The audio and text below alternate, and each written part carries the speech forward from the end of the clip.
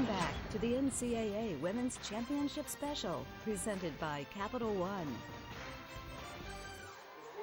Well, you need stars to win it all, and we've got those tonight. Skylar Diggins, no doubt about it, the star for the Fighting Irish, back here for a second straight year.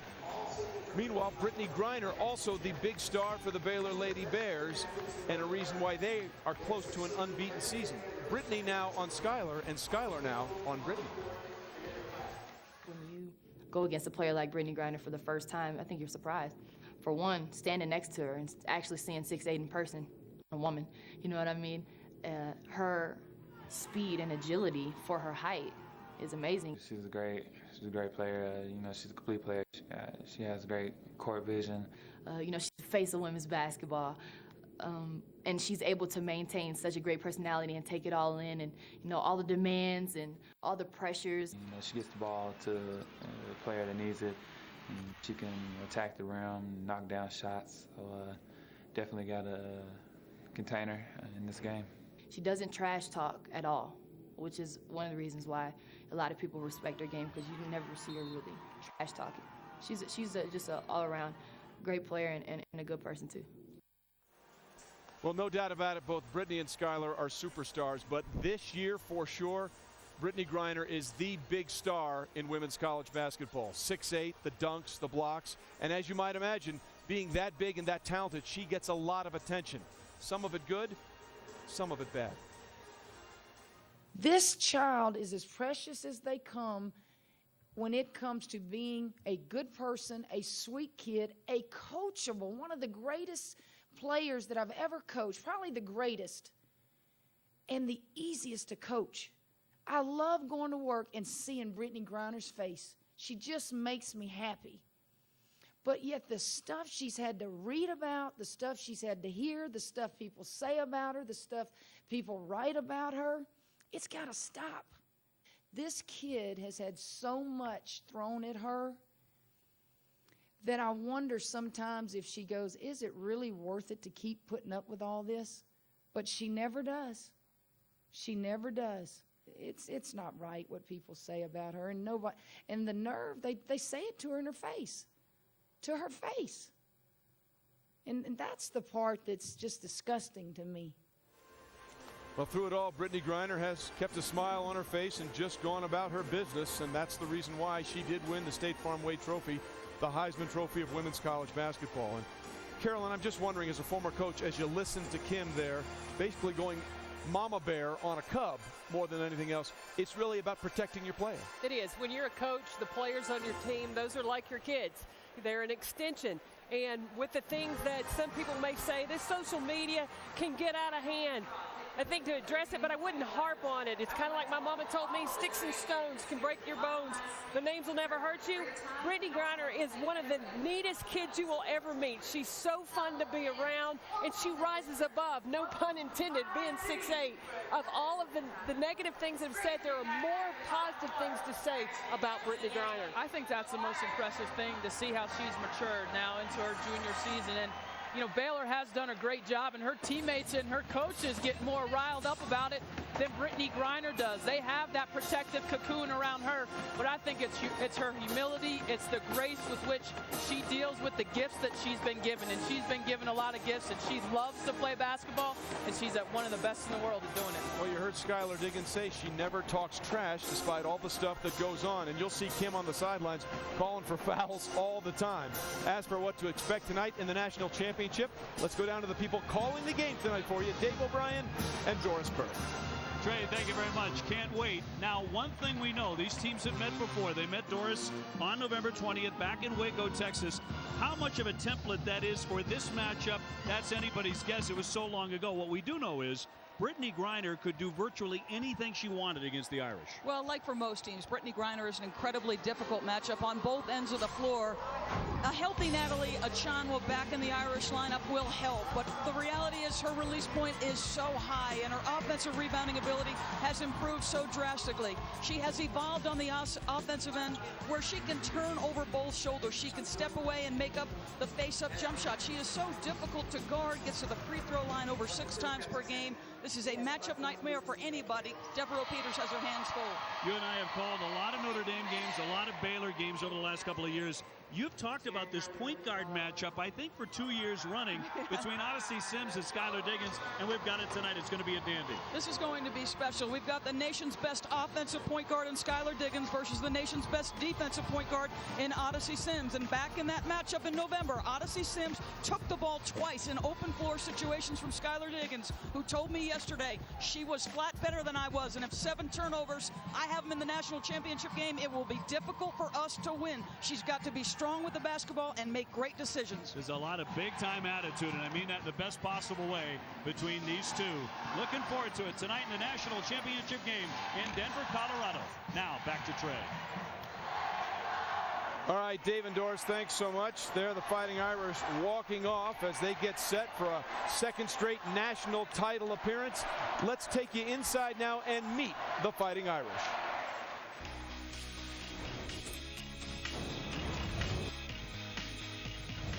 Devereaux Peters, number 14, 5th-year senior, and I'm a perfume fanatic. I love perfume. Skylar Diggins, number 4, junior, and I'm a Twitter junkie. Follow me on Twitter. Brittany Mallory, number 22, 5th-year senior, and I love shoes. I'm a shoeaholic. Natalie Novosel, number 21, senior, and I only like the bottoms of muffins, not the tops. Kayla McBride, number 23, sophomore, and I sort my M&Ms by color before I eat them. NCAA Women's Championship Special is presented by the Capital One Cup. Learn more and check the standings at CapitalOneCup.com.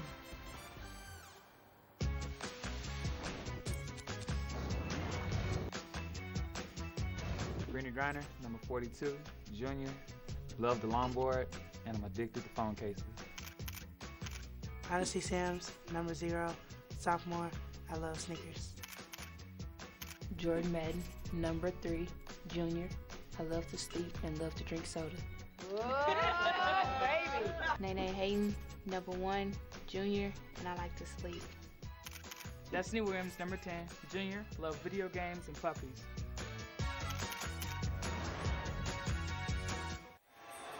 Well, nothing left to do but figure out who's going to win a national championship as we're back here getting set for tip time. Final thought and who wins, Kara? Notre Dame, to me, is the most capable offensive team in the country. They have all the weapons to attack what is a great defense in Baylor. But I think the force of Brittany Griner and all that comes with that on both ends of the floor makes Baylor the national champion. I think that it's Baylor's to lose.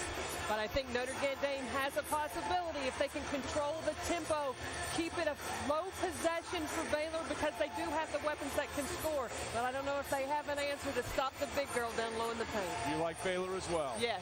One thing we know, it's either going to be history for the Bears tonight or redemption for the Fighting Irish.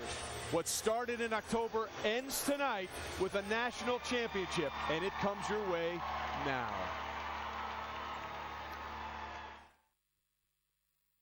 If we don't win this game, the 39 wins don't matter. We have to play our game and not worry about anything else.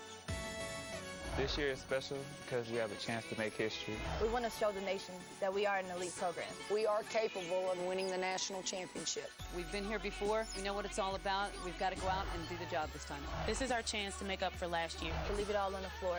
Our team motto is unfinished business. The most dangerous thing about Baylor is 6'8" Brittany Griner.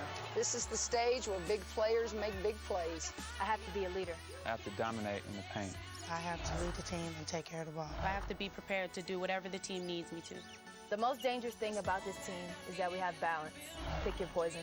The most dangerous thing about Notre Dame is they're hungry. This is our chance to go 40-0. If we go 39-1, all those 39 ball games would be pointless. There's really no pressure on us. We just have to come out and play our game.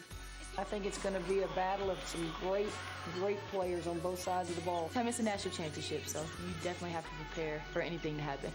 Everything's on the line. We have no other choice but to play well. Being undefeated doesn't mean anything if you don't win. This is our chance to make history. If you're any kind of basketball fan, you're going to love this game. One more win. Our host city, Denver, Colorado, has been a bit unpredictable. We've gone from 82 to snow during the Final Four.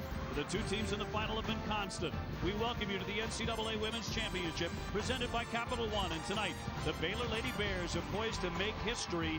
No one has ever gone 40-0 in college basketball, but the Fighting Irish of Notre Dame can win their second national title if they can end Baylor's dreams of perfection. Great to be back with you here from the floor of the Pepsi Center and the National Championship. I'm Dave O'Brien. My partner Doris Burke, Holly Rowe, and Rebecca Lobo will be joining us in just a little bit. Great to be with you. And Doris, 40-0 has a special and unique ring to it because no one has ever done it, but Baylor is 40 minutes away. It's not a team, though, that conducts itself as if it's under the weight of any undue pressure. Its sole focus all year has been winning a national championship. And if they do that, they will help to cement the legacy of the nation's best and most dominant player, Brittany Griner. All right, take us to our final one-on-one for the season. Very appropriate. We have two of the great stars in women's college basketball to kick this one off. 6'8", Brittany Griner is unlike any presence we have ever seen in women's college basketball. She changes your thinking every time you step over the half-court line on the offensive end of the floor. She has evolved offensively to where she's confident on multiple spots. She absorbs double teams, and you cannot run your normal offense and expect to generate points. Skylar Diggins has got high basketball IQ and a strong motor, and she leads a dynamic contingent of Fighting Irish guards. And when they had to have plays made at the end of that semifinal, Skylar Diggins delivered. And this is a unique relationship between this group and Muppet McGraw.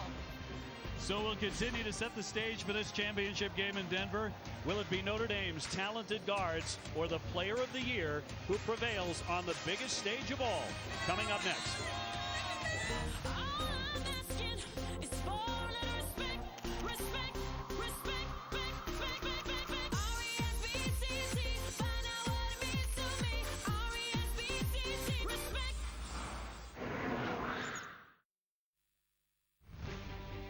The NCAA Women's Championship is presented by the Capital One Venture Card. What's in your wallet? And in part by Lincoln and the new MKS. Now it gets interesting. And Sleep In. Dream better here. Book now at sleepin.com. Got these wristbands, and everybody wears them in practice everywhere we go. Last year, we didn't take care of our business, so this year's motto was unfinished business. We haven't accomplished anything yet. Yeah, people say that we're undefeated, and can they finish? Well, we must finish now to reach the ultimate goal. That ultimate goal, of course, the national championship. Now 6 teams have gone in undefeated to the national championship game. Every one of them have come out with the national championship. That's on the line tonight for Baylor. Now from the Pepsi Center, time for our national anthem. And here's our public address announcer, Agnes Green. And now, please rise and join Director Joseph Galima and the United States Air Force Cadet Chorale in the singing of our national anthem.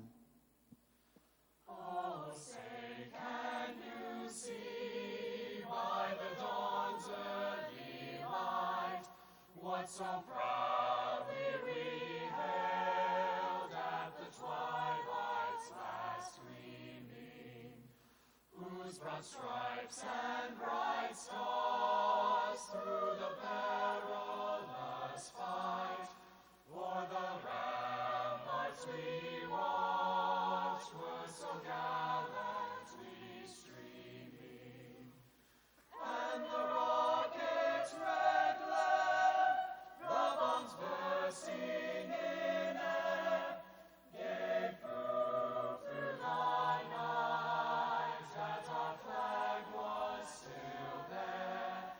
Oh, say does that star-spangled banner yet wave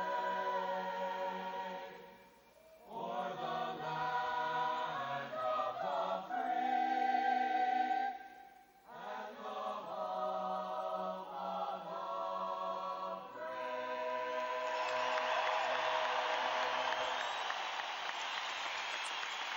the A capacity crowd here in Denver. We've mentioned it already. This is going to be the second meeting of the season between Baylor and Notre Dame.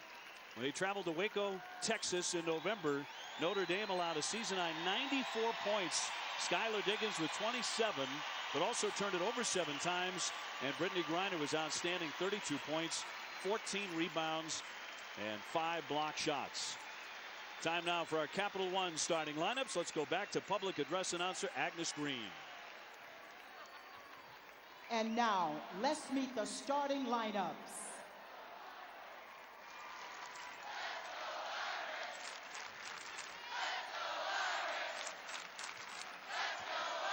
At guard for Notre Dame, a 5'9" junior from South Bend, Indiana, majoring in management and entrepreneurship.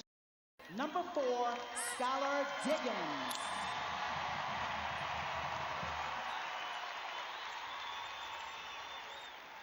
At guard for Baylor, a 5'8" sophomore from Irving, Texas, majoring in speech communication. Number 0, Odyssey Sims.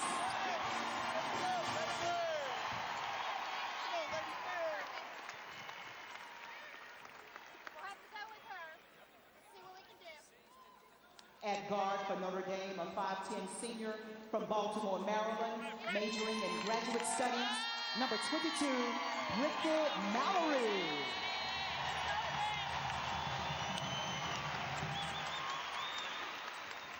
At guard for Baylor, a 6-foot junior from Dallas, Texas, majoring in health, human performance, and recreation. Number 1, Kamitria Hayden.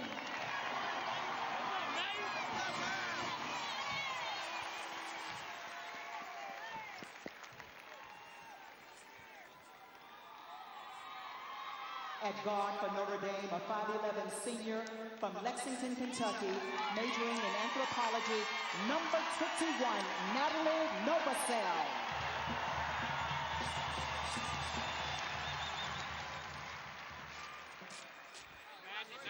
At guard for Baylor, a 6-foot junior from Lepanto, Arkansas, majoring in health, human performance, and recreation. Number 3, Jordan Madden.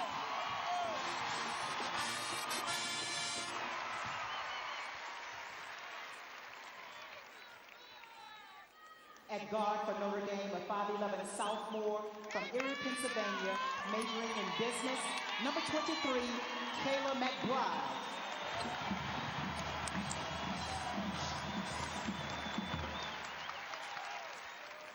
At forward for Baylor, a 6'1" junior from Benton Harbor, Michigan, majoring in health, human performance, and recreation. Number 10, Destiny Williams.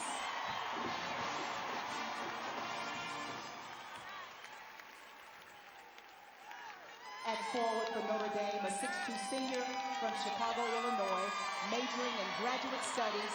Number 14, Devereaux Peters.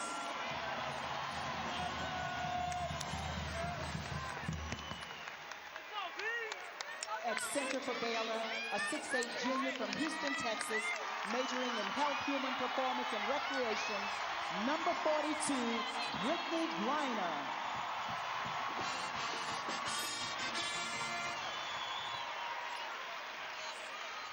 And introducing the head coaches for Notre Dame, Muffet McGraw. And for Baylor, Kim Mulkey. Agnes, thank you very much. Our starting lineups. Now we bring in our reporters tonight, Holly Rowe and Rebecca Lobo. Rebecca, as a player of the year who played for a national title, you're one of the few who really understand the pressure on Brittany Griner tonight. Well, Brittany Griner did not have eye-popping stats after the semifinal game. Only 3 made field goals and 2 block shots. But the stat that matters most for Brittany Griner is minutes played, because she affects the way the game is played every single second that she's on the floor.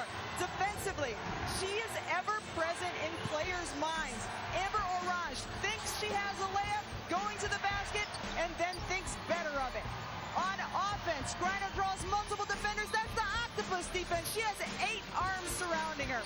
Brittany Griner's 6'8" presence is felt by both teams. every single second she is on the floor. Let's go to Holly Rowe. Well, Notre Dame's Skylar Diggins, their point guard, said everybody talks about Brittany Griner, and rightfully so, but she's more concerned with what she calls the first tier of defense, and that's her fellow point guard, Odyssey Sims of Baylor.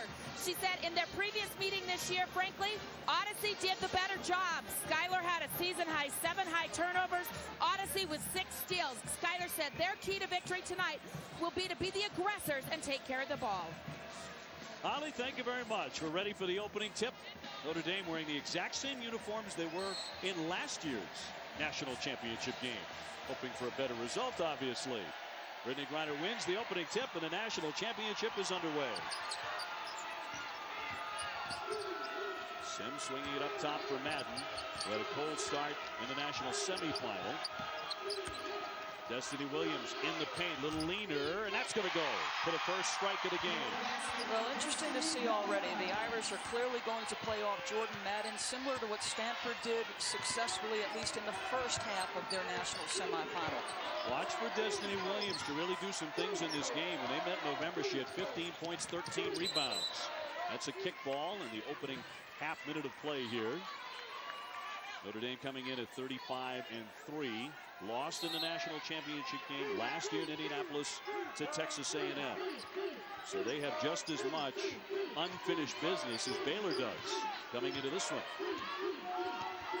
Mallory bouncing here. Diggins will get that one to go, and that's a play that works so well.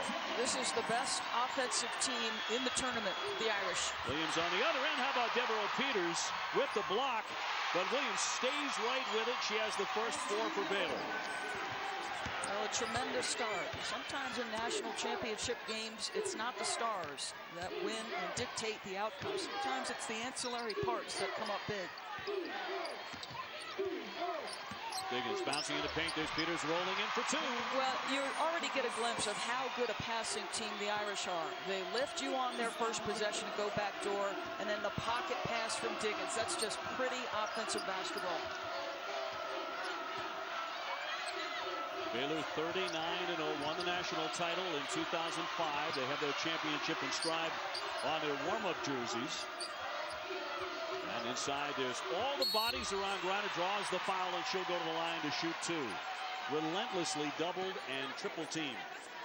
Well, I'm not sure there's a defense that this basketball team hasn't seen, whether it's diamond and 1, box and 1, triangle and 2. Look at all the green jerseys around her. She will not lack for company tonight, but an early foul on Devereaux Peters. So let's monitor that, because the Irish only have 2 or 3 bodies they can go to in the post. Griner, an 80% foul shooter. Devereaux Peters told us the day after their final 4-game national semifinal against Connecticut, she said, "I have never been so tired in my life." She was addressing the altitude issue. Well, we thought all 4 teams were exhausted for stretches, and Skylar Diggins actually said there was a point in time where I thought, oh my goodness, there absolutely must be coming a TV timeout shortly, because she was so gassed. Really praying for it. Diggins, one of the most dynamic players in the country, the Big East Player of the Year. 27 points in the first tilt against the Lady Bears. She'll take one at the foul line and short. Big rebound, Peters. She's fouled in the act of putting it back up. Sims actually keeps her from dropping to the floor. A little helping hand there. You may not see that very often the rest of the night.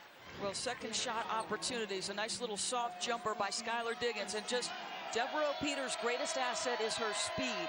She is a tremendous athlete and just pursues the basketball out of her area. Nene Hayden with the foul. Peters, the fiery 2-time Big East Defensive Player of the Year. Even though the Irish lost back in November, they put a number on this Baylor team that no other team in the country could do. And that was with 3 for 18 shooting from 3-point territory. So Baylor will have to score tonight. Notre Dame scored 81, but they gave up 94 because Griner had a huge game. She misfires in close. The most points the Fighting Irish gave up by quite a lot all season long. What a dish to Peters. Tough angle. Can't get it to go. Nifty pass, though, from Skylar Diggins. So here's Odyssey Sims. You'd hate to say the other point guard in this matchup because she's right there with Skylar Diggins, and defensively she doesn't have any fear. It's going to be a blocking foul, and that's on Peters. That's 2. That's 2 on Devereaux Peters. Natalie DeChanwa will get up off the bench and quickly. We have not even gone to the first TV timeout. Obvious concern on Muffet McGraw's face. And I'll say this to you, Devereaux Peters, historically in her career, particularly early, got herself into foul trouble a ton and does so in an important moment.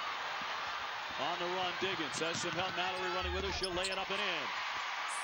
So Notre Dame jumps into a 1-point lead. Diggins with 4.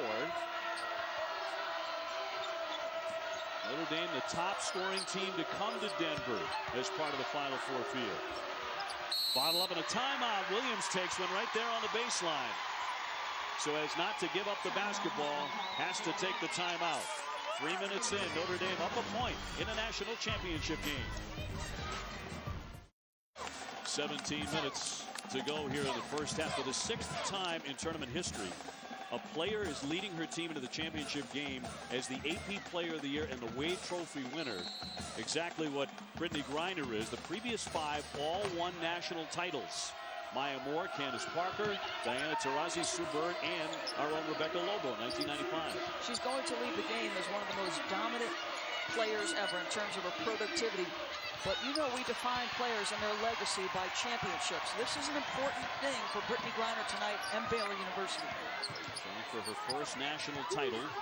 Here's McBride to lift. Got a good look. It rolls off. Griner went for it, and she mishandled the rebound. You know, the Irish are a 4-guard lineup very often, so their guards must rebound and help the posts. Novosel blocked there partially by Griner off the backboard. Novosel hit the deck as well. Natalie Novosel went on for 28 in that loss in Waco. Watch her tonight on the drive. Sims for the bucket. Well, like Novosel, Odyssey Sims is tremendous off the dribble, and she can get between spaces that most players can't. Her handle is very tight. Molly doing what so many do, staying away from Griner. McBride is there for 2 on the nifty dish. What do you like about what the Irish are doing? They're getting great movement, player movement, ball movement, and they're not shying away from the painted area. Williams on the spin, trying to go to right, denied, no whistle there. McBride knocked it away. Now the double up, and it's going to be a 3-second violation. You know, Brittany Griner's the most dominant player, but the player that this Baylor team gets its verve from, the one that makes them feel good, has a little edge to her, Odyssey Sims, very often the baddest woman on the floor. The Pepsi Center, none bigger than that guy. RG3, the Heisman Trophy winner. What a sports year Baylor's had. There's the great Lisa Leslie as well. And Condoleezza Rice did not leave when Stanford vacated. Clearly impressed by the Brittany Griner effect. Trace Atkins, the country music superstar, is also here, a huge supporter of the Lady Bears. He had a little crush on Kim when she was a player at Louisiana Tech. He admitted that. Speaks to them all the time. Here's McBride to launch one off the back iron. Pick goal by Mallory, and a new shot clock for the Irish. Well, 3rd offensive rebound, and they are not shying away. They actually have an advantage in paint points, 8-6 right now, Notre Dame. We talked about how poorly Notre Dame shot it at Waco, 3 for 18. Griner got a piece of it. Often what happens when you go up against the great wall of Griner, it's coming back out. Notre Dame by 1. Pope up high. Swings for Sims and a block by Diggins. Sims gets it back. Flips it up. Too strong. Baylor really crashing the glass in a foul against Notre Dame. But another big block by Skylar Diggins. Remember what she did against UConn late in that game. The Irish are mixing their defenses. Baylor doesn't have to mix their defense. They can just send every drive toward Brittany Griner. They were in their storm defense. They have done a nice job through the first 5 minutes mixing things up against Baylor. Their storm defense is when they pressure every position, and that's what allowed the offensive rebound. When you're pressuring that hard, sometimes you compromise your rebounding ability. Ochanwa with the foul, her first. And Hayden goes to the bench. Brooklyn Pope, the 6'1 junior from Fort Worth, Texas, with her second foul shot on the way. One interesting thing to note, Muffet McGraw has been a very hard and fast 2 fouls, and you sit the remainder of the half. So Achanwa, who had some cramping issues in the national semifinal, looks like she's going to have to play the rest of this half, unless they go with Marquisha Wright. Sims and Diggins going toe-to-toe there in a premier matchup. Achanwa. Griner comes out to guard. 7 on the shot clock. Off the fingertips of Mallory, and out of play back over to Baylor. That's the first turnover. Let's remember this. All season long, Baylor's defense alternated between 1 and 2 at the University of Connecticut in terms of field goal percentage defense. Kim's teams only give up 30% shooting, and they will pressure you into mistakes. Now the Irish show you another defense. This is their tandem defense. A little bit of a zone with a heavy emphasis on protecting the inside. Taryn Condry with it here with the shot clock down to 8. Flicked away by McBride, so 5 on the shot clock. Baylor with the ball with 14-12 to go in the first half of the national championship game. Condry was instrumental in the semifinal win over Stanford. They were daring her to shoot through much of the first half, and she wound up with 13, 9 over her average. Listen, I'll say this, instrumental might be an understatement. They don't win it without her making those shots. Shot clock at 3. Pope jumps in, dumping it down low. Griner banks it in. That was with 1 on the shot clock. Yeah, good patience. It's not a Baylor team that rattles. It really isn't. There's just this calm, steady demeanor about them. Achanwa turning up on Griner, but it's not there off the backboard. And Brittany Griner with another rebound. That's her 4th. She averages 9. Just announced as the State Farm Wade Trophy winner. Foul here with 13:43 to go against Notre Dame and Achanwa. Well, Brittany Griner, look at the bodies. There's one in front, one behind, very much like Stanford did. But when you deliver it on point, her release point's so high, you can't challenge the shot. It's too easy. Skylar Diggins hit with her first personal and a timeout, with Baylor in the lead 12-9. 13:43 on the clock. Well, Wednesday night, ESPN2 and ESPN team up to bring you an NBA doubleheader. It all begins with the Kia NBA Countdown at 7:30. Then at 8 o'clock, the Oklahoma City Thunder. They will square off against the Miami Heat at 10:30 on ESPN. A battle of bragging rights for the city of the Angels as the Lakers take on the Clippers. Well, the Oklahoma City Thunder just beat the Chicago Bulls, and I think they'd like to send a very clear message to the Miami Heat that no matter who comes out of the East, they're ready for it. So out of the timeout, Baylor up by 3. 39-0, 1 win away from separating themselves from every team who's gone undefeated. No team's ever gone 40-0 in college basketball history. Both calling for a guard, now off to Sims. Back to the tandem defense, and Marquisha Wright now in the basketball game. Someone who did not play in the national semifinal, but they need her tonight. Wright, just a freshman. Big rebound underneath by Baylor. Back out for Griner. That was Madden on the baseline. Here's Sims. Too strong. Rebound tip. The fight for that. Sims comes away again.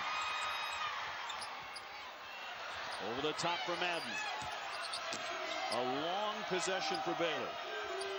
And especially at this altitude, forcing Notre Dame to play a long run of defense here.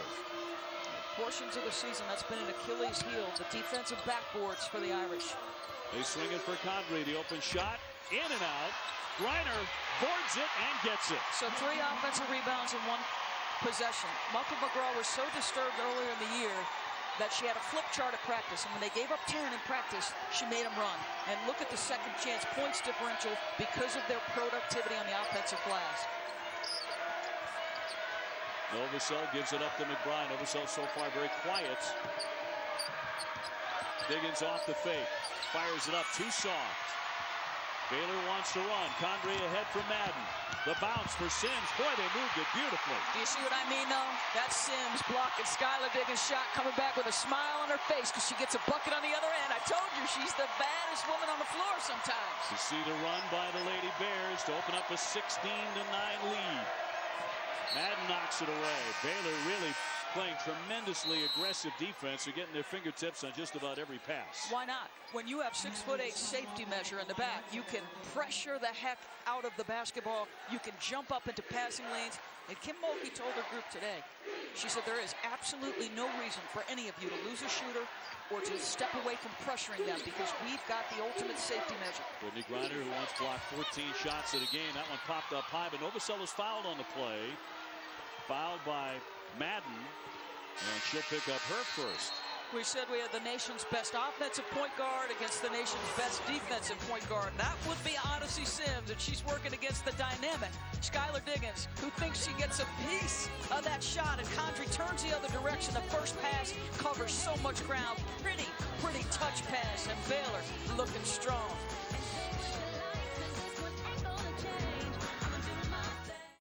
To 9. Let's go to Rebecca Lobo. Well, Dave, Notre Dame sitting in that zone and especially shading Griner. So what do you see is a wide open lane towards the basket. One of the best ways to attack the zone, put the ball on the floor and get in the middle. That's what Brooklyn Pope does. Defense has to come up. Easy two for Brittany Griner. You know, just smart use of it. And one of the things Kim preached against what they knew was coming, because they worked hard against the zone this morning in practice. She said, listen, we need constant movement. We need to enter the ball into the post in order to look for scoring options, and that's exactly what Rebecca showed you. This is one thing Notre Dame really needs, and that's Natalie Novosel at the line. 84% foul shooter. She was 11 for 15 against Baylor in their first meeting, and it's a huge part of her attack. One of the best in the country. A dynamic driver, can go in either direction, specializes in making the official call fouls because she initiates contact. She seeks it.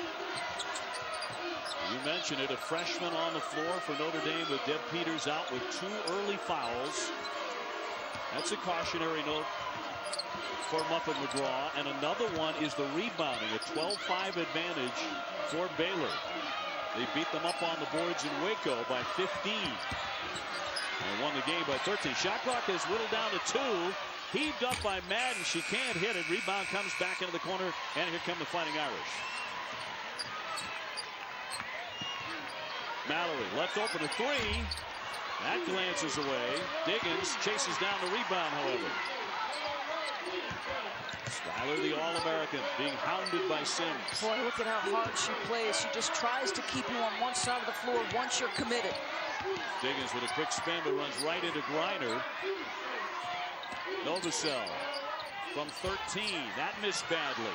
That was a case where Odyssey Sims just refused to let her get back to the other side of the floor. Sims, oh, that's a nifty move for 2. Girl is playing tonight on both ends of the floor. If she can contain her emotions, how important is that? Well, I mean, I'm telling you, they get their toughness and their swag, as the kids like to say today. They get their swag from Odyssey Sims. Achanwa looking for some help. Wright gets a touch. Here's Novosel way downtown. Baylor by 8, looking to run. Condrey gives it up for Williams. She'll shoot it straight on. All net for 2. And a timeout, Notre Dame. This is a team that is complete. They're a better offensive team than they were early in the year, and their defense has been outstanding. Destiny Williams, the junior from Benton Harbor, Michigan, with a very confident-looking jump shot. It's amazing. You know, it's hard to quantify Brittany Griner's impact, but one of the ways she's changed Kim Mulkey is completely in terms of defensive philosophy. In the past, Kim would funnel drivers to the middle of the floor. Now she tells her guards just funnel her baseline right to Brittany Griner because there's nothing an offensive player can do. And even on that drive, the ball reverse sides, but you still had Brittany Griner sitting there waiting for you. And Notre Dame has missed their last 7 shots because of number 42 largely. Let's check in with Holly Rowe. Muffet McGraw of Notre Dame very animated in her huddle because they are not playing defense. The players admitted to us that their team defense was terrible in their first meeting this season against Baylor, but they said we've gotten a lot better. We trust each other. We communicate. But right now she's furious. They're giving up too many open things that they did, that they've worked on, and they should know better. She's getting them fired up and begging them to play better defense. Just wondering if their concern about scoring is impacting their philosophy on defense. Sometimes you could be so concerned with Brittany Griner and your ability to score the basketball that you don't pay attention to the other end of the floor. officials doing a little work on the floor. Brittney Griner, incidentally, the first player in NCAA history to score 2,000 points and block 500 shots in her career. Look at the board work. Offensive rebounds. Baylor doing good work there. And badly out-rebounded Notre Dame in the first meeting, 52-37. So Notre Dame with the basketball and trailing by 10 in the national championship. Devereaux Peters is their best rebounder at just under 10 per game. So not only does she impact their ability to challenge shots, but also contain the backboards. Slapped away by Nene Hayden, but McBride takes it back. 13 to shoot it.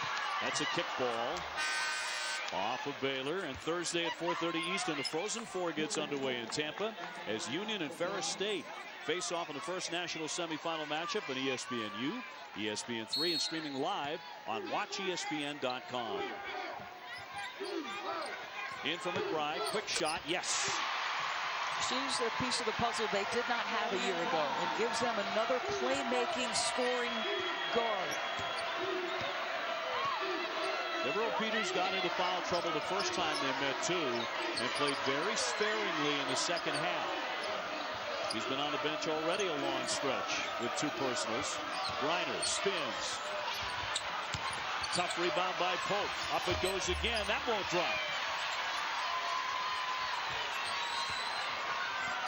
So Notre Dame trying to whittle away at that lead, 20-12. McBride, is she the hot hand? Is Diggins beyond the 3? Rainbow shot. Boy, that was up there all night. I think she felt like her team needed a bucket, and Odyssey Sims didn't quite think she had that kind of range. Get a hand up and contest and at least make her think about it. Sims looks to answer. Diggins trying to push the tempo now. Notre Dame on a mini run. Diggins gets the handoff knocked away from her, and it's out of play off of Notre Dame. It'll be Baylor basketball at the 8:52 mark of the first half. So Notre Dame trying to hit 5th gear, maybe a little too fast. I think Skylar Diggins, once you get that jumper flowing, then you feel like things are going for you offensively. Griner, a touch in tight. That's impossible to stop. No, and that's her preferred shoulder. She can turn over either way, but from her freshman year on, turning to that baseline side from that block has been what she has loved to do. She's off to an outstanding start. 8 points, 5 rebounds, 1 block officially. But how many shots has she altered? And that one knocked away by Sims. The quick hands of Odyssey Sims. Oh, foul on the other end, however. Skylar Diggins had to get to the other end of the floor, and a personal will be number 2 on Skylar. Well, she just yapped at Natalie Novosel because this is Odyssey Sims at her best. Folks, she averages 3 steals a game. Her ball pressure when she's checking the dribbler is sensational, but she's equally proficient off the basketball. So Odyssey Sims will be at the line. Now, again, a hard and fast rule, folks, for Muffet McGraw with 2 fouls. She's sitting Devereaux Peters. It looks like Mallory's coming in for Diggins. Now, you're going to play 8 minutes without your 2 stars?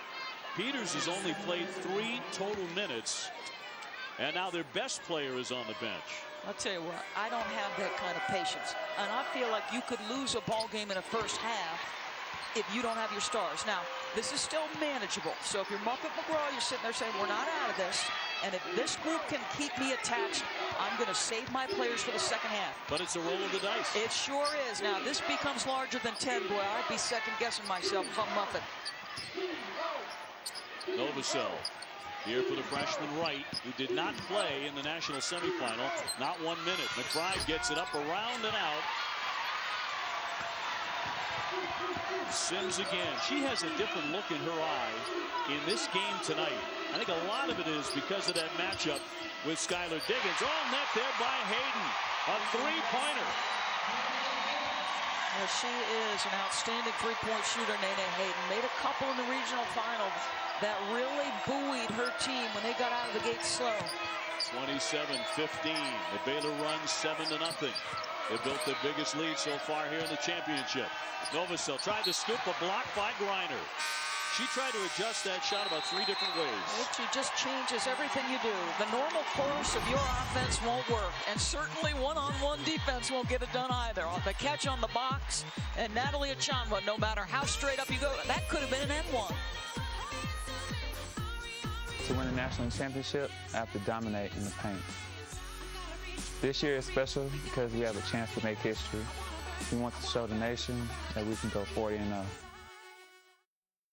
Welcome back to Denver, where Baylor leads Notre Dame. Well, this is brewing up to be a great battle of 2 terrific point guards. But, guys, they spent some time together this summer, over 12 days on the World University Games team. Skylar Diggins and Odyssey Sims went at it every single day in practice. Odyssey says, we were guarding each other most of the time, but I looked at it like Skylar is the more experienced point guard. I tried to learn from her, but, boy, tonight they are both just about equal. Well, and Diggins is back in, and so is Peters, but they can't convert, and Greiner's there for the rebound. Since Peters went out with her second foul, Baylor has outscored Notre Dame 19-6.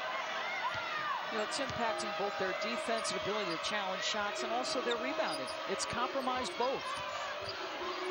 And into Greiner, spinning left, bank shot, no, a rare miss there. Williams is up for the rebound and draws the foul. Destiny Williams very active. She barely missed a double-double against Stanford with 7 points and 10 rebounds. You know, she plays perfectly off Brittany Griner. As you think about the preeminent point guard matchup right here, Sims in a 1-point advantage. Obviously, Diggins has been a little bit more efficient. But interestingly, this morning at shoot-around, Holly, Rebecca, and I each took our run at Odyssey Sims, trying to get her to say she was the best point guard in the country. And she wouldn't bite on the challenge. But I think you're right. There's a different feel about her, a different look in her eye. McBride picking up the foul and goes to the bench for Muffin McGraw. Williams with another one coming, a 67% shooter. Well, Peters and Diggins back in with the 2 fouls, and I think you have to. This lead was getting away from you. You can't stay hard and fast with the 2 foul and you sit. So this against what Muffin McGraw would typically do. They have a much longer sit. Diggins actually was barely on the bench for a couple of minutes. She has it beyond the 3. Hayden out to guard her now. Shot clock to 10 for the Fighting Irish. Diggins, Big East Player of the Year, airborne. That's a beautiful shot off the window. Well, perfectly done. I believe against Baylor, you've got to do 2 things. You've got to make some threes, and you also have to work your mid-range. Smart pull-up and the perfect angle to take the shot and use the window. Hayden working, kicks it back out for Madden. Now back inside. Hayden there. That won't roll in. Mallory crashing the glass. Brittany Mallory who hit those big threes in overtime against Connecticut. Notre Dame works it perfectly for Wright in the basket on a give by Peters. That's twice in a row now they've got the backdoor cut for easy shots. Conversion 1 for 2. You've got to be high conversion, and on those easy ones it should have been 2 for 2, frankly. And Baylor can't get casual now. Don't get comfortable. The Irish aren't going anywhere. Griner pops out for a high post, now swings underneath. Hayden back to Williams. Harassed by Mallory. Shot clock to 4. They got to get a shot in the air. Here's Hayden. That missed it all, and it's a shot clock violation for Baylor. So it goes back over to the Fighting Irish with 5:22 to go. Well, Diggins got him within 10 on a drive that was perfectly done. Or, excuse me, this is the backdoor cut by Marquisha Wright. Pretty play. See how they lift you up and force you to have no backdoor help. There's nobody below the free throw line to give assistance on that cut.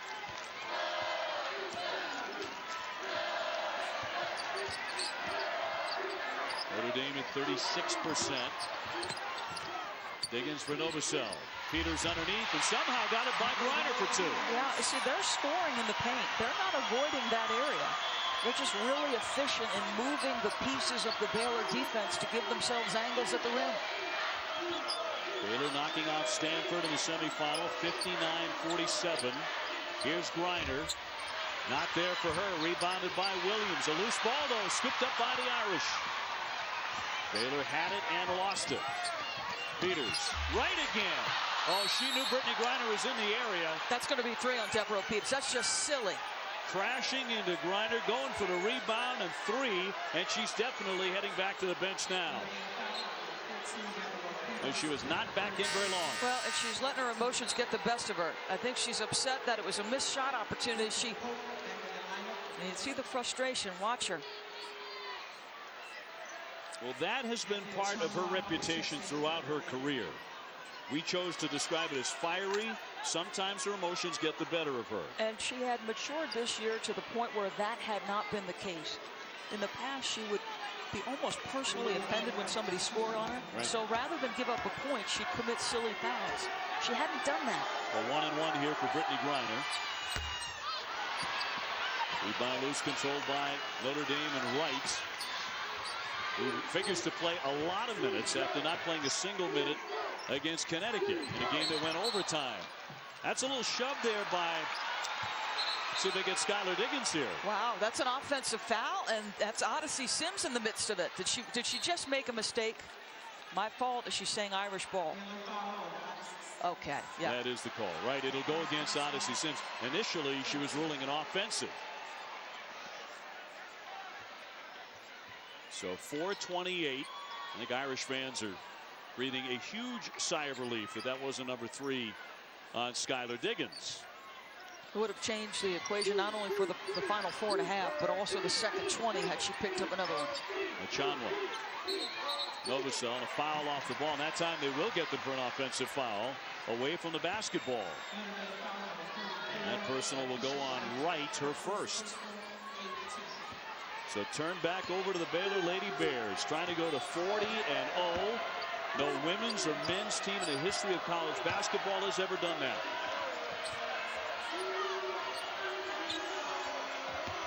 Hayden jumps into the lane.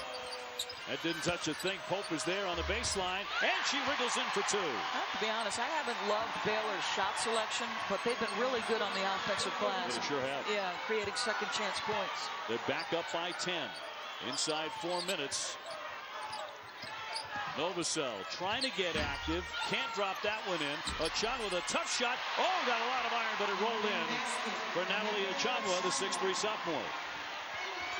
Her health has been an important piece of the Irish being as good as they have been this year. She was terrific against Maryland earlier in the NCAA tournament. 18 points, 7 rebounds in the regional final. Madden left open a 3.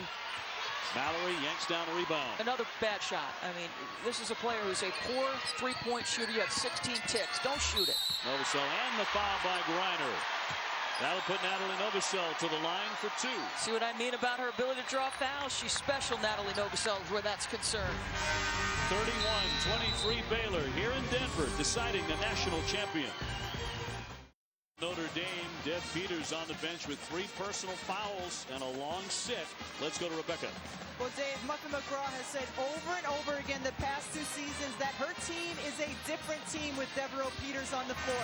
Yes, she can block shots and play defense, but she is also their best passer from the post position. Notre Dame has gotten some backdoors, but only when Devereaux Peters has been in the ballgame to deliver the pass. Her impact is huge. Only 5 minutes in this first half. Huge loss for Notre Dame. And Markeisha Wright, who had played a total of 18 minutes in the tournament, will play a lot tonight. Let's go to Holly. Well, Dave, that's something that Kim Mulkey just reminded her team of in that last title. She said, look, you guys need to go in and attack. They can't foul you. They don't have a bench. They have to bring their starters back in. They can't defend like they want to. They're in foul trouble, and that's the point she wanted to hammer home. Holly, thank you very much. 31-25. Notre Dame, despite the foul trouble, within 6. And looking for a defensive stop. Condry out at midcourt. This is that tandem defense, and look at Achanwa basically trying to make sure she's in front of Griner. Sims back for Condry. Pope gets doubled up underneath, trying to get away from that. Pass, that won't go, and that was with 3 on the shot clock. It's a perfect cut by Hayden, something Kim Mulkey talked about. She said, we've got to get cuts into the middle when there's congestion down around the paint. Notre Dame always mindful there may be a backdoor. Novosel. Novosel continues to drive it on Griner. Griner went for the save and could not do it, so it'll be Notre Dame ball with 2:25 to go before halftime in the national title game. The Irish +6. I mean, the Baylor Bears +6 at the free throw line, +7 rebounds, and +7 second chance points. There's no mystery about why they're up in this basketball game. DeCantner over to check on the shot clock, which got reset there. 2:25 to go on the turnover. They're going to set it to 14 seconds. So Skylar Diggins to put it in. Novosel, quick inbound, little pump. Rebounded by Baylor, and here come the Lady Bears, the #1 overall seed in the tournament. Pope is open underneath and scores 2 more. I think more concerning for the Irish is they give up an easy one. Natalie Novosel's now 0 for 6. Bottom line is they're going to win a championship tonight only if she scores. Novosel averages 15 a game. And again scored 28 when they met in Waco, Texas. Although Baylor won that game fairly easily by 13. Shot clock under 10. Diggins on Sims. Quick step. Now around Griner, but the floater won't go. Brittany Griner knocks it out of bounds. How about the mobility of 6'8" to move vertically, to move laterally, to do whatever it took to stay in front of one of the most dynamic scoring guards in the country in Skylar Diggins. Griner averaging 5 blocks a game. She's going to set the record. Diggins for right, trying to stay away from Griner. She got a piece of that one. And a foul on the floor with 1:35 to go. A shove down underneath the basket. 33-25 Baylor. The foul will go against Brooklyn Pope of Baylor, and that's #1 on her.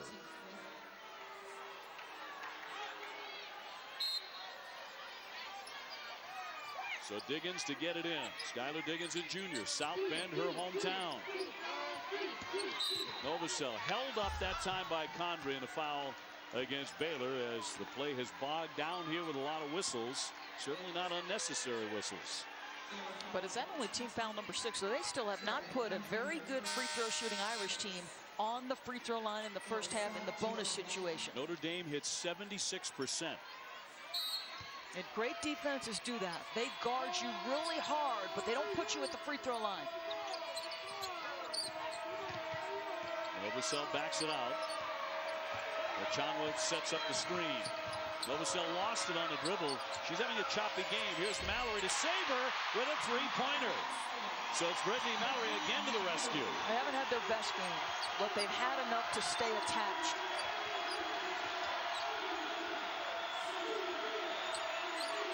Hayden to try to free Griner again. She moves up near the foul line. Strong up. That won't go. And now there is a foul, a blocking foul, a very late call. Wow, DeCantner didn't think there was enough. In fact, DeCantner was on the baseline, shaking her head, thinking that there was not enough for contact to be a foul. But to be honest with you, I thought there was. Let's watch. Watch the body. See, to me, she deserved to shoot some free throws. I think it's the right call. Don't you think there's enough contact there? I do on the replay. I was just surprised it took that long. I figured when we didn't hear a whistle, Griner misses the first one, they weren't going to call it. But a late call against Notre Dame. Diggins is going to come out now. McBride comes back on so that she won't pick up a cheap third before halftime. Yeah, very good. Smart. #2 for Brittany Griner. She's normally pretty good. She's missed a couple tonight. She's very good from the free throw line. Much better this year than in the last couple of years. And she's been decent in the past. As a freshman, just 68%, 80% as a junior. So Mallory to set it up now for Notre Dame, trailing 34-28.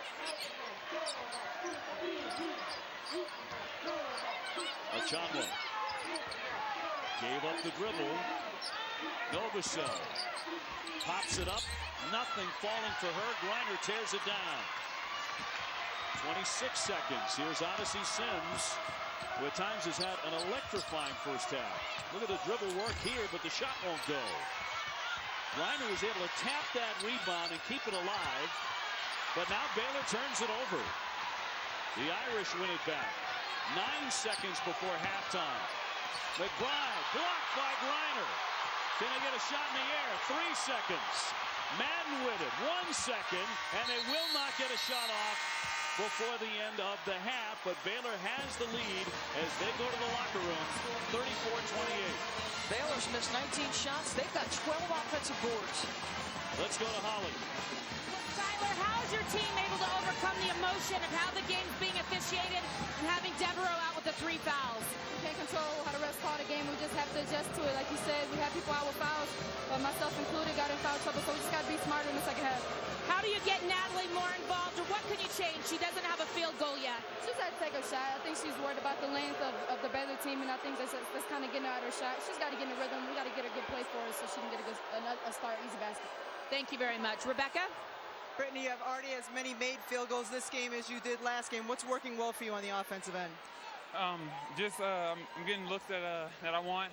You know, we're moving the ball around well, and we're able to do what we want on offense. 14-point lead, cut to 6. What are the keys for you guys in the second half? Come out strong. First 5 minutes are going to be key. Just got to come out and jump on them. All right, Brittany, thank you. Dave? Rebecca, thank you. So despite the foul trouble, Notre Dame very much alive. Coming up on the Home Depot halftime report with Trey, Cara, and Carolyn.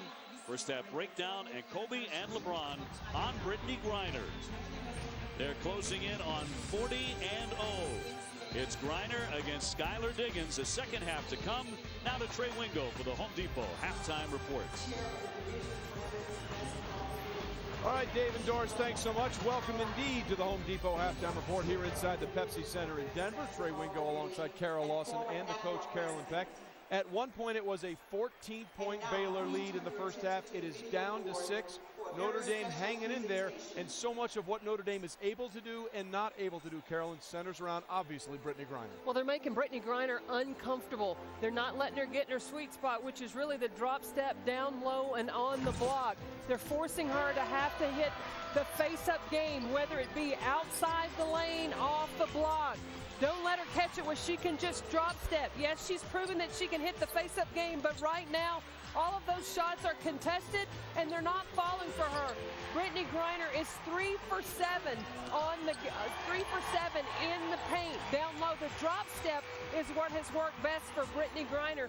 So Notre Dame has to be pretty pleased with the defense that they have played on the big girl so far. Yeah, I think, you know, that lead that Baylor was able to spurt out to, that double-digit lead, that was in big part due to Baylor's defense and how much they were pressuring Notre Dame's perimeter players. And of course it helps to have the backstop in Brittany Griner, but how physical Baylor came out, making Notre Dame work for everything and giving them contested shots. And that's the difference for Baylor in this ball game and why they have the lead. And we talked about the backstop in Brittany Griner, but how about the pressure and the turnovers? The same thing happened in the semifinal. Notre Dame only has 4 turnovers, but Baylor scored off of every single one of them. But Notre Dame found a rhythm offensively in the latter stage of that half, and it was centered around pressure releases, backdoor cuts, ball moving crisply, and taking advantage of the over-aggression and lifting Griner out of the paint. Notre Dame, they need to take some of that rhythm, take some of those good vibes that they had, and try and replicate that in the second half. Big question now, the 3 fouls Devereaux Peters has in the first half. How much do you think that will be a factor in the final 20 minutes of it's going to loom large. It's going to loom large because her principal matchup is Brittany Griner, whether it's defending against the zone or with Brittany Griner guarding her on the offensive end. Doris Burke made a great comment in that Devereaux Peters is the best passer at that post position. If she's on the bench foul trouble-wise, then that takes away those backdoor opportunities. Baylor doing a really good job on the glass. They have 11 offensive rebounds and 25 boards, 8 more than Notre Dame in the first half. A big reason why they are indeed up by 6. When we come back on the Home Depot halftime report, LeBron and other NBA stars on Griner. This halftime report is built by the Home Depot. More saving, more doing. That's the power of the Home Depot.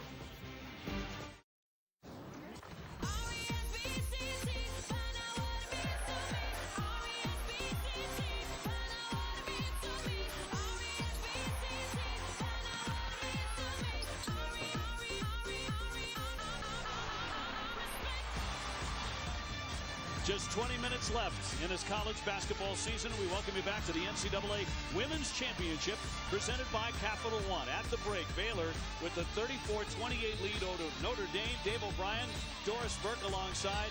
9 points, 8 rebounds for the superstar Brittany Griner. What do you think of her first half, Doris? Well, every single thing you do as an opponent of Baylor is with Brittany Griner in mind on both ends of the floor, and she dominated in certain aspects tonight when they were able to get her touches because of her high release point. There's really no challenging those shots. On the offensive end, this is what she does. 3 blocks, some of them emphatic, makes you think twice about going in there, and they dominated the offensive glass. It's a big part of how they got their lead. Let's check in with Rebecca Lobo. Well, Dave, even when Griner's not blocking shots, she's completely affecting the way Baylor plays defense. They get you to one side of the floor. They will overplay, try to keep you on that side of the floor. Jordan Madden denying on the right side. They want you to go baseline. Griner's there. You got a cutter coming through the middle. It doesn't matter. Griner is the great eraser. 3 blocks officially for her in the first half. Notre Dame opens up with the basketball. They trailed by as many as 14 in the first half, slicing it to 6 at halftime. Well, very interesting. No Devereaux Peters to start the second half. McBride gets him off to a good start, but you elect to give Devereaux Peters a couple minutes on the bench. Think about it. Don't want her getting that 4th foul. You and I have seen it many times. Skylar Diggins might not have a great first half, but over and over again, she's had a sensational second half. She's put her team on her shoulders. Griner underneath, and she gets that one to go despite a lot of contact. Yeah, see, I think there are a lot of times, and she's difficult to officiate. To me, she's like Dwight Howard in the NBA. She's physically bigger than everybody else. She does not have the girth that Dwight has, but she's hard. There's a lot of times I think she takes hits, and it could be and-ones. Could be an and-one there, sure. Novosel, good look from 3.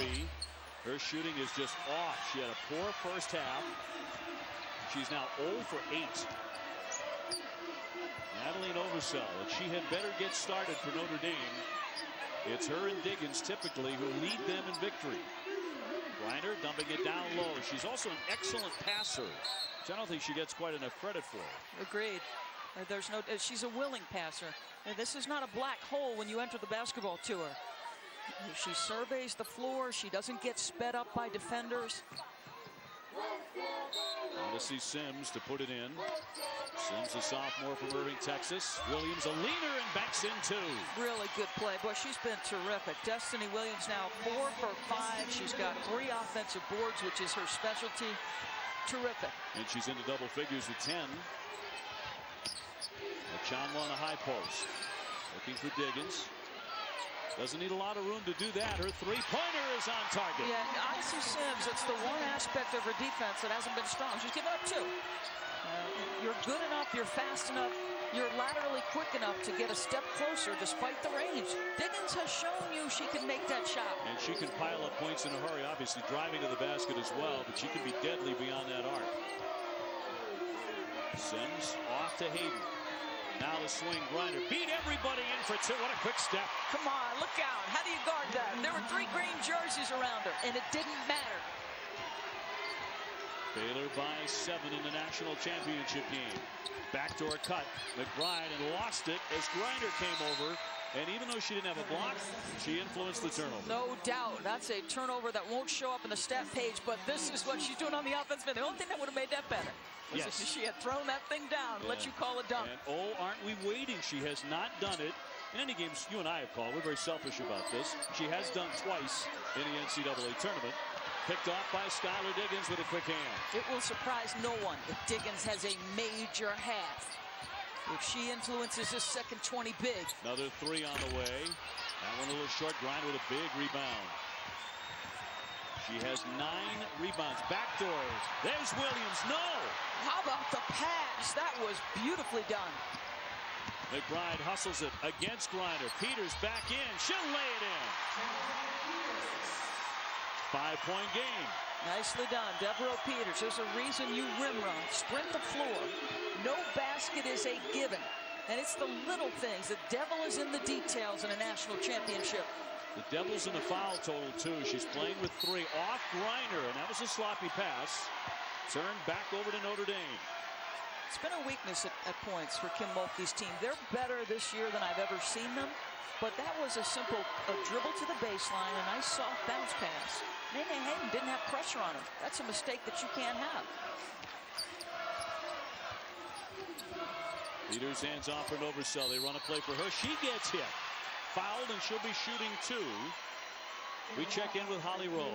Well, I caught up with Notre Dame coach Muffet McGraw at the half, and I asked her, what can they do to get Natalie Novosel going? They've got to have her scoring. And she said, you know, Natalie's just off balance tonight. We are running stuff for her, but she's just not feeling it. This is one way she contribute, though. This is her specialty, getting to the free throw line. But she's got to make them, Holly. 84%. Something's a little off with her tonight. It's her 5th and 6th free throws, but she's now 3 for 5. Fouls on Jordan Madden. Her second. 16 and a half to go. Boy, she missed that one badly. Rebound tip controlled by Sims. Well, you can see the frustration in Novosel's face. The senior from Lexington, Kentucky. She was gritting her teeth with her hands down at her side, kind of pleading with herself when she went back to her defensive position. These are the moments you simply play through. Throw yourself into defense and rebounding and play. Reiner into the double team, banks into. You see what I mean? Didn't it feel like somebody might have been on her arm? Sure. She had to make that shot through contact.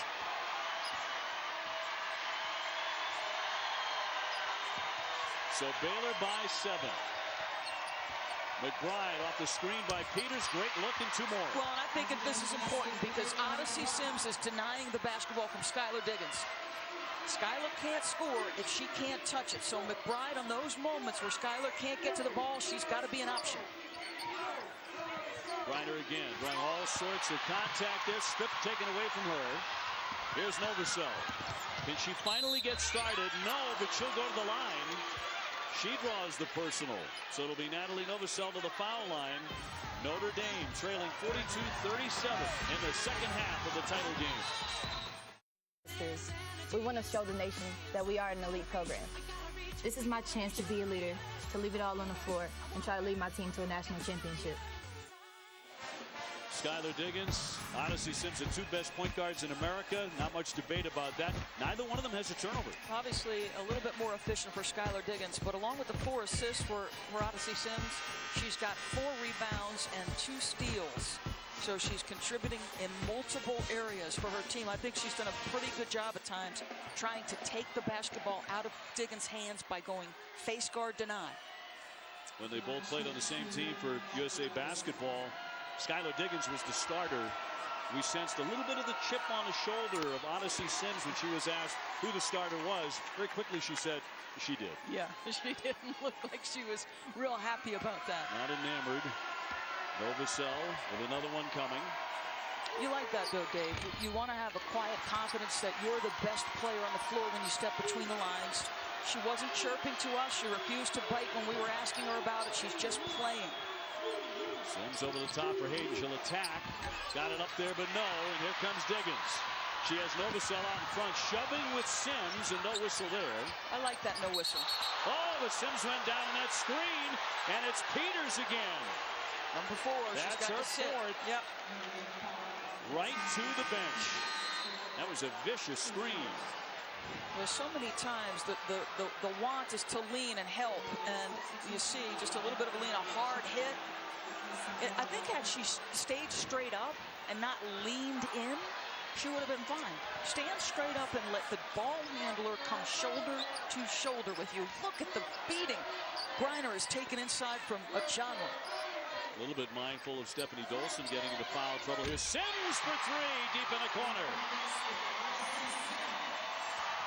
That opens up the lead to 45-39 for Baylor. She has 11.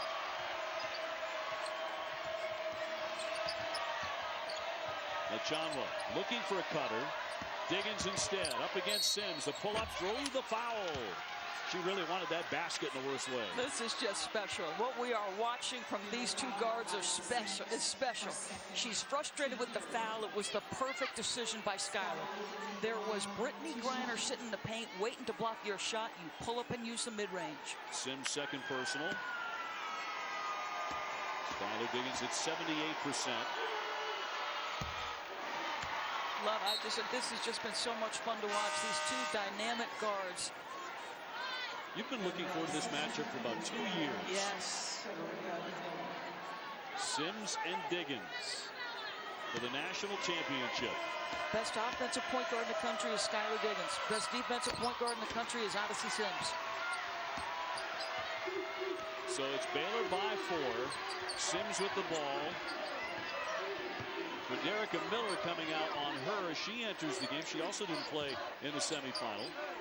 Reiner zips the pass. Nene Hayden airborne, and that'll roll in. Another assist, or probably not an assist because she didn't use the bounce, but another good find by Brittany Griner. 47-41. Poked away. Can stay right here. Pretty good tussle between those two, Madden and Novosel. You know, Brittany Griner, there is so many bodies around her. She just surveys the floor, and that's the best pass to make because the defense has to react, and that's what allows the drive.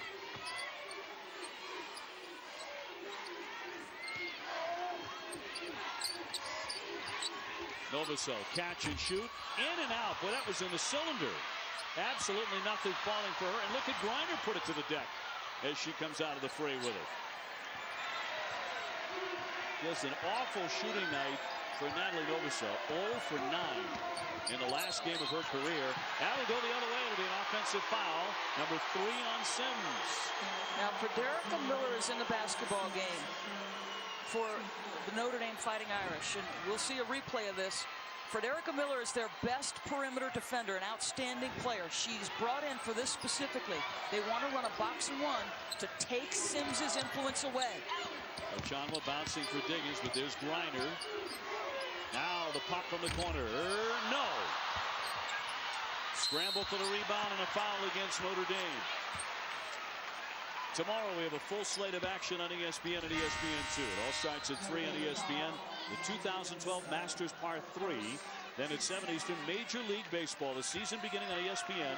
The new look Miami Marlins opening their new stadium, hosting the defending World Series champion St. Louis Cardinals. No rest for the weary. Dave O'Brien goes right to baseball. Heading for Detroit myself, and then Arizona. Novosel picked up the foul at first. Sims, heavy traffic, denied. Back up, blocked by Ochanwa. She wins it back, no place to go. Shot clock down to 5. Here's Hayden, got it! Well, they turn 3 points into a real dagger there, 9-point lead.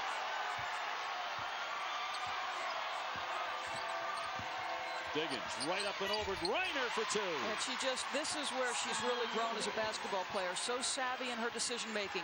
She is just making use of the mid-range, not allowing Griner to have an impact on her shooting. Skyler with 16, a foul off the basketball with 12:27 to go in the second half of the national title game. Tell you what, boy, Brittany Griner just has to absorb so much contact through the course of a 40-minute game. There's always a body in back of her with a forearm in her back, somebody in front. Any cutter going through is going to be physical with her. Over the top catch, or you can't defend that. No, and this is a play they've run to great success. It's not very difficult. You can just throw it out and let the biggest player on the floor catch it. So Baylor's lead balloons to 52-43. A double-double for Griner, along with 4 blocks.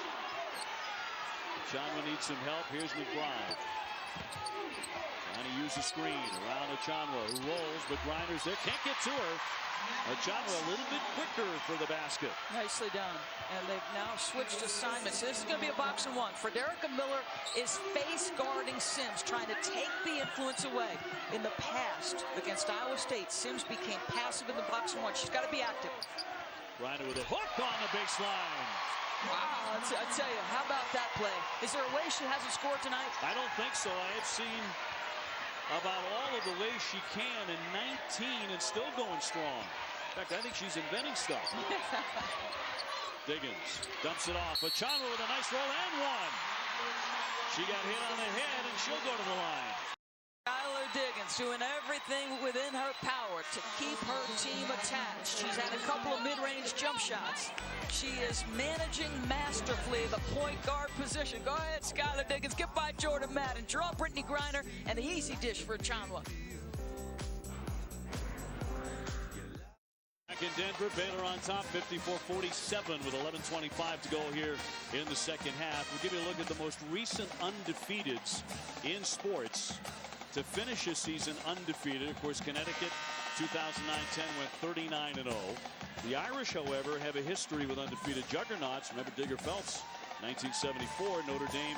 That team ended UCLA's 88-game winning streak. That wasn't in the NCAA tournament, but that was the record. Somewhere Digger Phelps is watching this game smiling. Irish eyes are smiling for Digger that he made the broadcast. 6 previous undefeated teams to enter the national championship game have won the title. Baylor at 39-0. Achanwa at the line. And makes it 54-48. So Miller out of the ball game, and they look like they're back to what is a tandem defense now out of the box and one.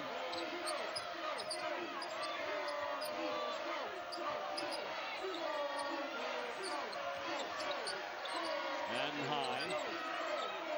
Hayden gives it back to Madden. Shot clock to 10.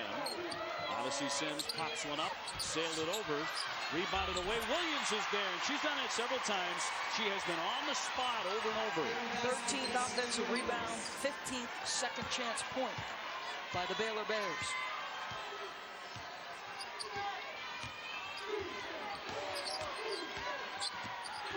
McBride, little bump there along with Hayden.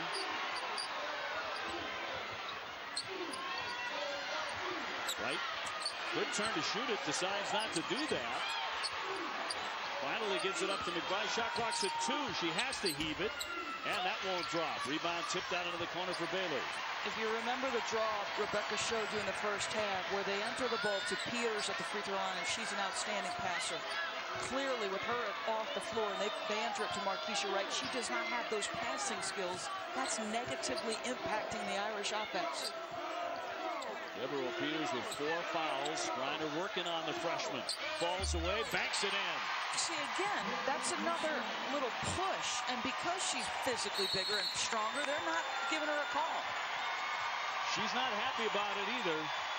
Even though her point total is going higher and higher. Griner with 21 and 11 rebounds. Well, they're chasing perfection. And Brittany Griner in the second half has been very close to perfection. The complete package on the offensive end has been displayed. She turns over this shoulder often when she's on that side of the floor, but it really doesn't matter if you come with multiple defenders. She's an efficient dribbler, uses it. Look at the bodies. I think you could have easily given her an N1. Brittany Griner taking over, and the Baylor Bears in control. Griner's made all 6 shots she's attempted in the second half and has Baylor up again by 10 over Notre Dame. Baylor as a team is 11 for 15 in the second half. Well, we talked at the top of the telecast about what a difficult matchup Brittany Griner is for most teams. For the Irish, she's been especially difficult. Peters has been in foul trouble all night long. They've had to play Marquisha Wright, sort of go in and out with her and Natalie Achanwa. Her dad Raymond watching and hoping to celebrate a 40-0 season along with his daughter tonight here in Denver, Colorado. Novosel again 0 for 9 tonight, and the shots keep glancing away. Smart play by Brittany Griner. Her guard got hung up, so she said, let me go contest the shot. And we've rebounded with great consistency tonight, so she could afford to step away and challenge. Madden swings for Griner. Triple team out of that, made it, and she'll go to the line. Boy, is that an All-American play right there. Yeah, and the All-American, I would assume, is going to start to get some calls, because I think this is about the 3rd or 4th time I thought there should have been an N1. There are bodies around her all the time. What you learn as a post player is not to let the defense speed you up. And Brittany Griner, you are getting closer and closer to your first national championship. 60-48 Baylor. Griner for the 3-point play connects. Give her 24 points. And now they extend pressure, a little 2-2-1. Notre Dame breaks it. Turner won't shoot it. Yeah, now Odyssey Sims is a little bit closer to her. Diggins drives with the left hand off the window. Boy, she's been so good. Skylar Diggins has been so good. See, Sims had to step up. She's been burned twice on threes. So once she stepped up, Skylar Diggins attacks that top foot and goes right by. She is pretty much keeping Notre Dame within striking range by herself. Condry finds Griner again. She's getting a touch every time. No shot there. Fouled before that with 8:45 to go. And Skylar Diggins, we thought she'd have a big second half. She looks like she wants the screen. She goes opposite anyway. And because Sims had to be so close, that allows her drive. And how many times have you seen her put it soft off the window, but high enough that they can't get a block shot? Marvelous touch. Ochanwa with 4 comes out. Peters with 4 comes back in. She's only played 8 minutes in the game. Griner gives it up for Condry. Sims on the baseline, and that's too strong. Loose. Sims went down for it. We haven't had a jump ball tonight. We now have an arrow. It'll keep it on this end. That's the first one of the evening. Baylor ball, 8:35 on the clock. Boy, Mallory had done just such an outstanding job of weak side checkout, but Odyssey Sims has some of the strongest, fastest, toughest hands in women's college basketball. Well, the Lady Bears kept saying all week, we're not thinking about 40-0. It doesn't mean a thing. If you're 39-0 and you lose in the national championship, no one will remember those first 39. But they're on the edge of making history in the last 8.5 minutes. No one's ever been 40-0 in the history of college basketball, men's or women's. It don't mean a thing if you ain't got that ring. Condry off the fake. Sims won't wait. Long one for 3. Boy, does that sting Notre Dame. A 14-point lead. And look at that line by Odyssey Sims. She's just impacted this game in every phase. And that's not talking about the defense she's played on Skylar Diggins.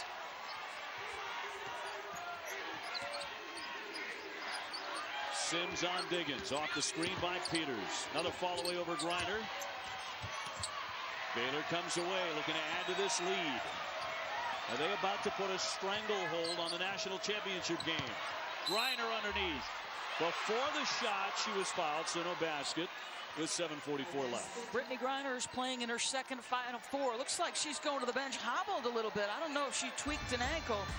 They do not want to see this because the Irish have had nothing for the Wade Trophy winner. Playing through contact, blocking shots, making you doubt your abilities. There's no doubt about hers. A girl can ball.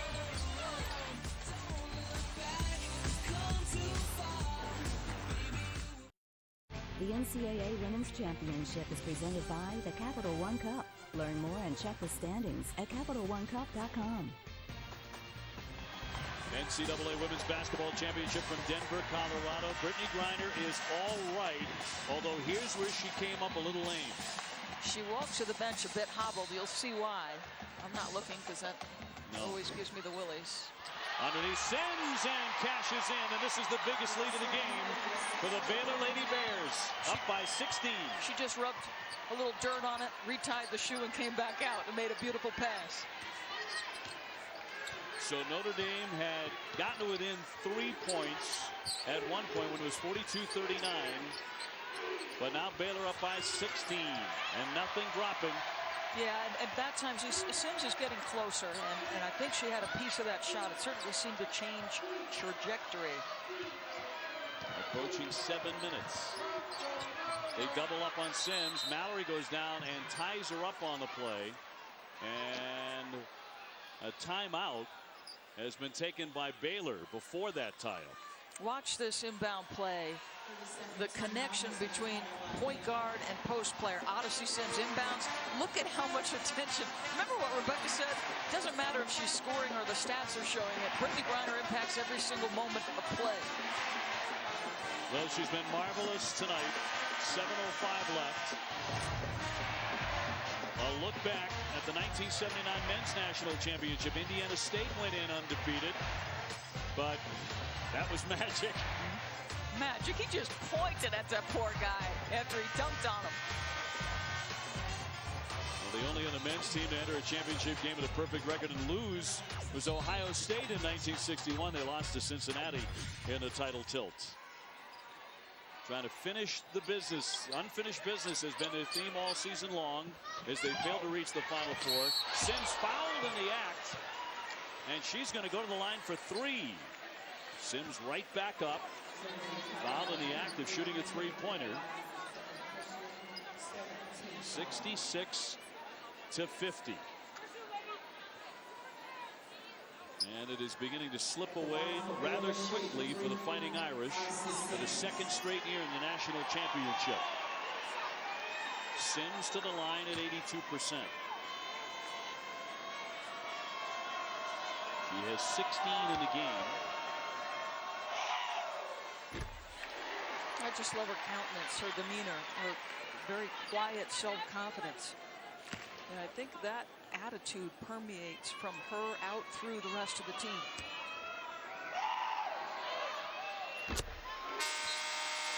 Another one coming. Novosel back on. The other thing about Sims, she did not have a turnover in the national semifinal in 40 minutes against Stanford. She's only turned it over once in the national championship game. She was really disappointed in her play in the regional final last year against Texas A&M. She underperformed, frankly. You go ruminate on that all summer, and then you come out and play this way. Diggins on the attack. The floater won't go. The follow by Peters not there. Achanwa blocked by Griner. So here, mile high, you're fighting altitude, and then you have to go up against number 42. You can see the result, but what you can't see is the mental toll she takes on you when you're trying to score in there. You've got to stay strong. Novosel, an unfortunate shooting game. 0 for 10 in the last game of her college career. Another one that won't fall. 0 for 11. She's been an outstanding player for Notre Dame, but what a terrible night for her. Yeah, they'll point to a couple things. Foul trouble from Peters and the struggles of Natalie Novosel. So a 19-point lead for Baylor. Williams gives it up for Condrey. They leave her wide open for two. So one thing they've done really well, Baylor, is get a lot of movement. A lot of cuts to the basketball. So now these last 6 minutes in Denver begin to take on the feel of a coronation. The backdoor cut, that's out of bounds. Novosel with the turnover. The second half, Baylor has attacked, blowing open a relatively close game. 15 out of 20 in the second half for the Lady Bears. So they have shot the lights out since the break. Baylor won the national championship in 2005 under Kim Mulkey. Kim, the AP Coach of the Year. She's been battling Bell's palsy. Oh, down goes Mallory, landing on her shoulder. That leaves an open shooter. Again, it's Condrey to bury it, and an official timeout because Brittany Mallory almost always bounces back up. One of the toughest players in the country is not getting up fast.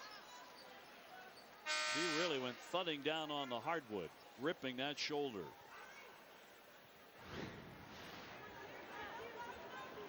Just gets tangled. Her leg gets tangled, pulls directly on that shoulder. So 5:22 to go. Just falling over the leg of Brittany Griner. A 23-point Baylor lead. And Brittany Mallory still unable to rise. She's already graduated.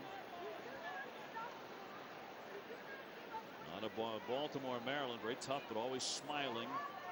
Rock for Notre Dame. She's one of those players that Muffet McGraw always talks about having more faith and confidence in their ability to win games simply because this young woman is on the floor. Played about 150 games for Notre Dame. Pretty amazing stuff, and finally able to walk off to the side.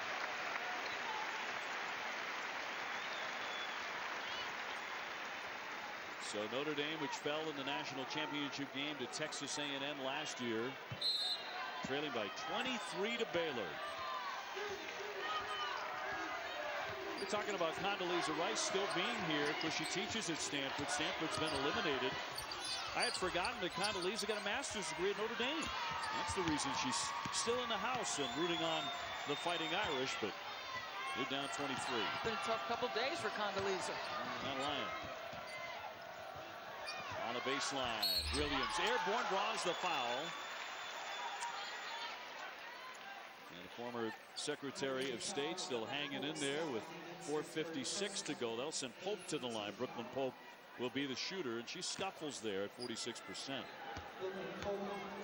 RG3 enjoying a night where his Baylor Bears have 20 assists on 28 baskets, and every player that has played tonight for Baylor, 7 of them have an assist.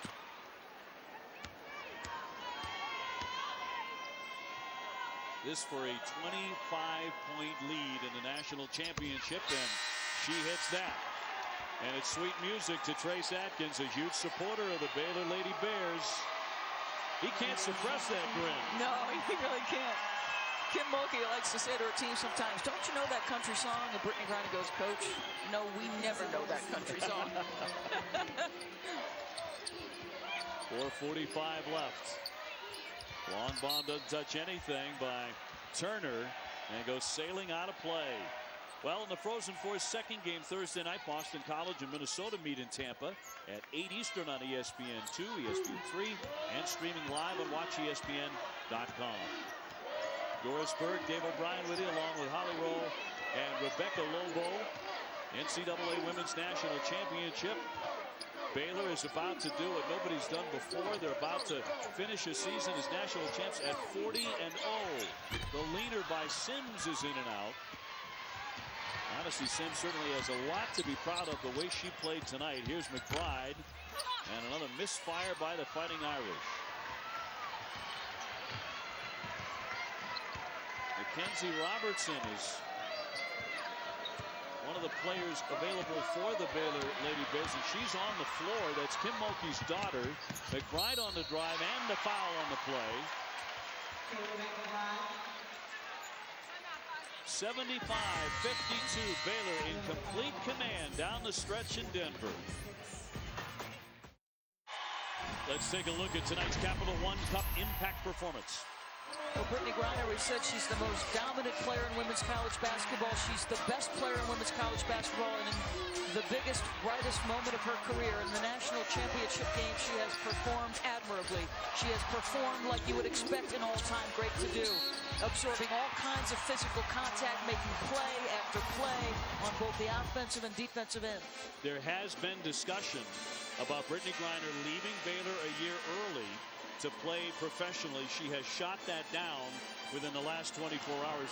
We know what a pro is going to look like in the NFL, and this young man is just a great fellow. We've enjoyed being around him a lot, and so have the Lady Bears of Baylor. They love him. Well, the #2 pick in the NFL draft, and you make a great point. We've talked about Nneka Ogwumike being the definitive #1 pick. You know, she would completely, if she ever changed her mind, she would completely shake up the order of the draft. I mean, Brittany Griner has dreamed her whole life of playing for the Los Angeles Sparks. They've got the #1 pick. Sims with 19 points, 7 rebounds. She's played an outstanding floor game for Baylor. Aiden comes out high to meet it. Approaching 3.5 minutes left in the championship game. Aiden to drive it, gives it to Griner. Brittany wasn't expecting that. Here comes McBride with it now for Notre Dame. Jumper from the wing and knocked in. That was a good-looking shot by Turner, the 5'8 junior. She did not play in the national semifinal. 75-56.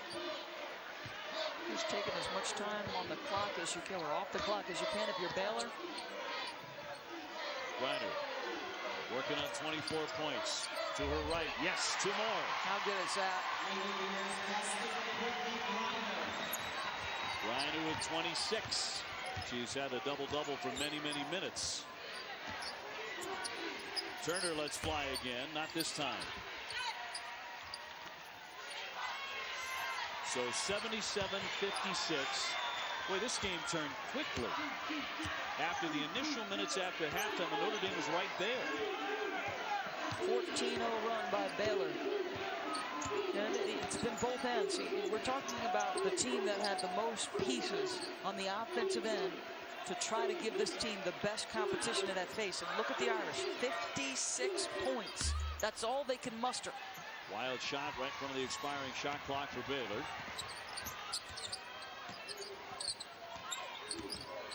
Turner gives it up for McBride.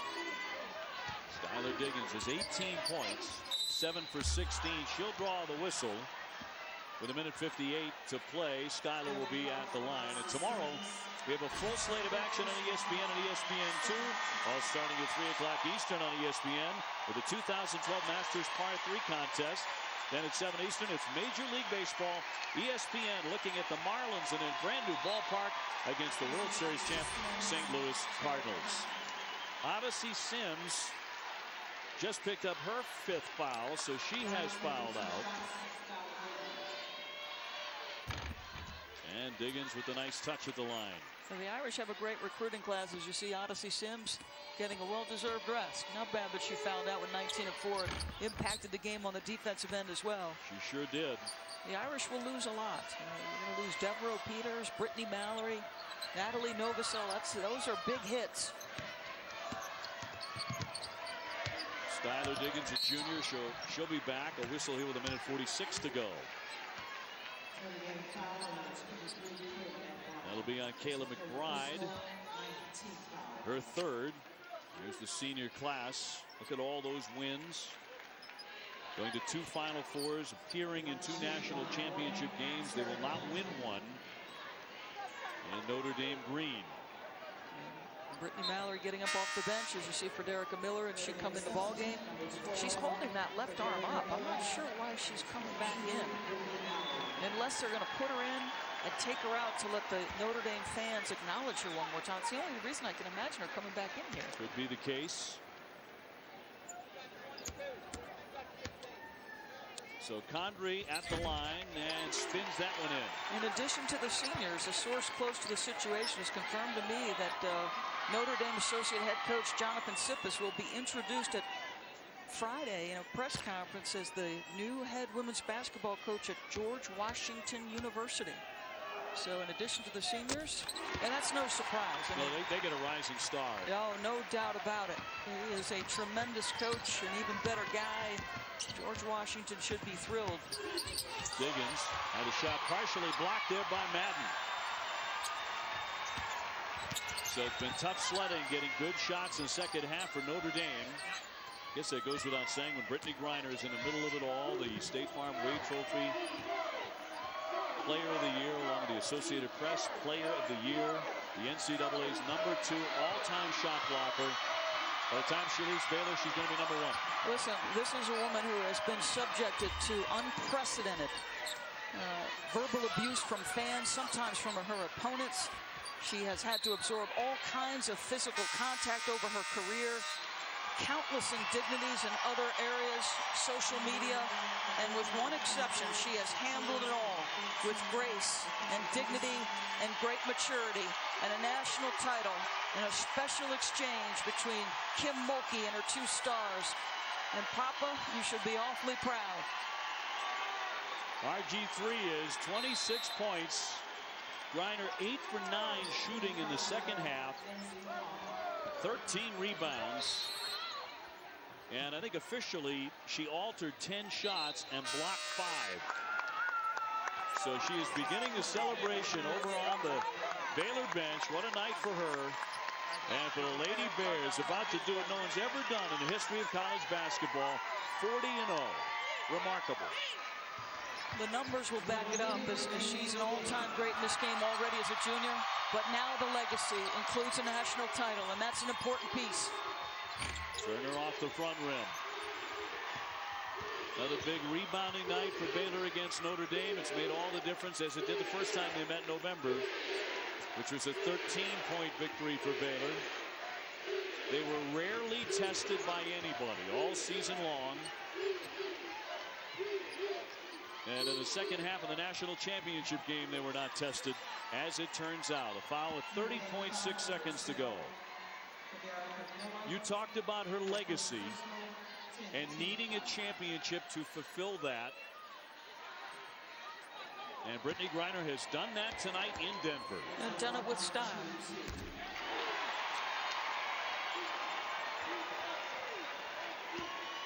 Lindsey Palmer at the line, a senior for Baylor, playing her last minutes. So Baylor to 80 points. Tough shooting night for the Fighting Irish, 34%. Baylor is going to end this season having not allowed an opponent to shoot 50% in 215 games. Scramble here, and possession arrow will keep it on this end with 11.7 seconds to go. Kim Mulkey about to win her second championship as a head coach. She's been to the title game 8 times. She's walked away a winner an awful lot of those times. As a player, as an assistant, as a head coach. She's done it in the Olympic Games, too. 2-0 in the national championship now for Kim Mulkey, one of the most competitive, competent coaches we have. Turner rattles in a long one. Final seconds here in Denver. And Baylor, how do you like the sound of this? 40-0. The Lady Bears are the national champs in 2012.